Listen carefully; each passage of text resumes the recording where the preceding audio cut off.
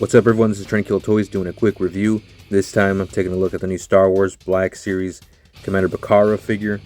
Just got this figure in the mail today from Big Bad Toy Store. It's been a while since I've gotten a Star Wars figure, but this Commander Bacara figure has been one that I've been waiting for since it went up for pre-order. Feels like a year ago, and it's an okay figure. I think we all know at this point what to expect with the Star Wars figures, especially when it comes to the Clone Troopers. And it's just not that great, especially compared to other brands of figures. Star Wars Black Series really feels like it's behind everything else that's out right now.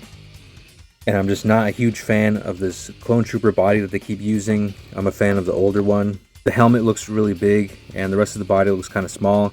Same articulation that we get with the clones. Double ball peg, but you can't get any tilt because the helmet gets in the way. I like how they put the shoulder pads into the torso so it doesn't get in the way when you're swiveling the arm. And the butterfly joint is not great. You barely get any range. It doesn't really feel like it's moving a whole lot. So you can bring the arm across the chest that much. It's not too bad. Bicep swivel, double jointed elbows. Again, another point where they're really lagging behind the rest of the figures out there. And it's probably a peg going up to a ball joint for the torso. So you get some back, pretty much nothing. And you get a little bit more going forward. Still not really that useful though. And then it also twists up there, but it's hindered by the harness that he has. Legs, also another very outdated part. And the legs go that far. When you kick forward, they have to kick out. That's the design of the armor. Also noticing a little bit of staining on the armor here on the leg from the comma or the skirt.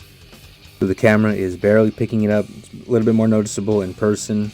But we got a thigh swivel, single jointed knee, and I like how they finally detached the knee pads from the top of the knee. They used to have them glued in there, like inserted and glued in there, but now they started doing them loose, which is really cool. I wish they would do that with the elbow pads, but they're not. Still not there yet. The knee also swivels, and then the ankle articulation, pretty decent. So the figure's not too bad. Articulation's not that great, but most of the time it's just going to be standing there on my shelf anyway. But at least we got this figure to further fill out the clone army and to accompany Ki-Adi Mundi. Now we just have to wait a year or two to get some Galactic Marines.